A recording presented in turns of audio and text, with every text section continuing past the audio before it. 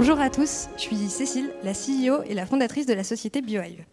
Aujourd'hui, pour ceux qui ne le connaissent pas encore, je vais vous présenter Marcus. Pas sur cette slide, celle d'après, pardon. Je vous présente Marcus. Marcus, il a 40 ans, il souffre de perte de cheveux depuis ses 30 ans déjà, et il n'est pas tout seul. Vous le savez tous, on connaît tous quelqu'un qui perd ses cheveux. Un oncle, un père, un frère. Dans le monde, il y a plus d'1,2 milliard de personnes qui perdent leurs cheveux tous les jours et qui sont atteints par l'alopécie androgénétique. Pourtant, depuis 30 ans, aucun nouveau traitement n'a été développé. Ce n'est pas faute d'avoir essayé. Il y a plus d'une centaine d'essais cliniques qui ont été menés, mais tous ont échoué. Pourquoi? Parce qu'on continue d'utiliser des modèles animaux. Or, on le voit bien, le poil de souris, ça n'a rien à voir avec le cheveu humain. Et justement, le problème, il est là. L'idéal, ce serait évidemment de tester sur des modèles de peau humaine. Mais bon, vous comme moi, vous n'avez pas forcément trop envie de donner des bouts de peau régulièrement pour développer des nouveaux médicaments. Nous, chez Biohive, on a développé une solution révolutionnaire et complètement unique. Cette solution, elle tient dans mon petit tube, je suis désolée, j'ai que deux mains, dans ce tube. Et dans ce tube, il y a un organoïde de peau complet. Contrairement aux autres modèles de peau in vitro qu'il y a aujourd'hui sur le marché, qui contiennent seulement l'épiderme, le derme, nous, on est capable de reconstituer complètement la structure du cheveu, des cellules mélanocytaires, donc des cellules pigmentaires, des cellules graisseuses et même des neurones sensoriels, ce qui permet de vraiment mieux mimer la physiologie de la peau. Et en plus, on est capable de le produire en quantité complètement illimitée. Illimitée, pourquoi? Parce que notre secret, c'est les cellules souches. Et ces cellules souches, comment on les obtient? On les obtient à partir d'un simple cheveu, un simple prélèvement de cheveux.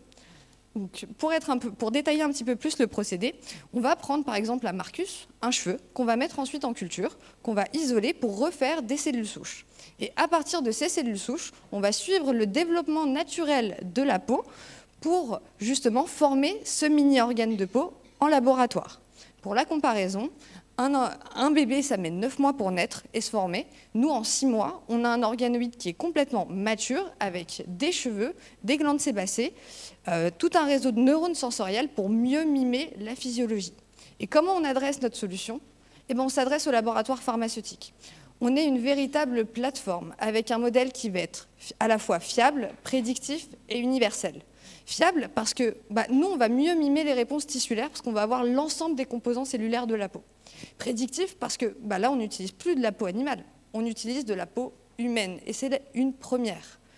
Et universel parce que je vous parle beaucoup de Marcus de l'alopécie, mais moi, pendant ma thèse, j'ai travaillé justement sur la maladie de Verneuil, où on a développé le premier modèle pathologique. Donc c'est possible, on maîtrise cette technologie pour modéliser des pathologies.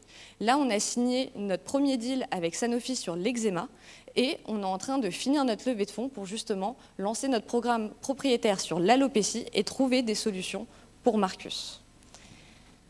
En plus de ça, parce que c'est quand même la cerise sur le gâteau, la technologie organoïde, c'est le moment. C'est le moment pourquoi? Parce que déjà depuis quelques années, la FDA, donc l'organisme de régulation des médicaments américains, prône les nouvelles solutions comme les organoïdes alternatives aux modèles animaux. Et justement, à travers les Modernization Act 2.0 et 3.0 de 2022 et 2024, on voit justement ce changement de réglementation.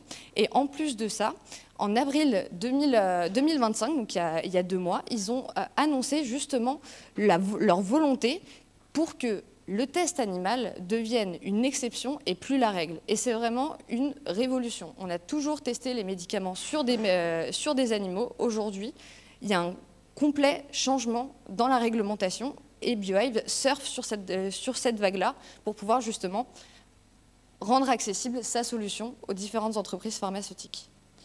Je ne vais pas vous embêter plus, je vous remercie pour votre attention. N'hésitez pas à venir me voir juste après pendant la pause pour que je vous montre nos organoïdes et je vais laisser la place au prochain panel. Merci beaucoup.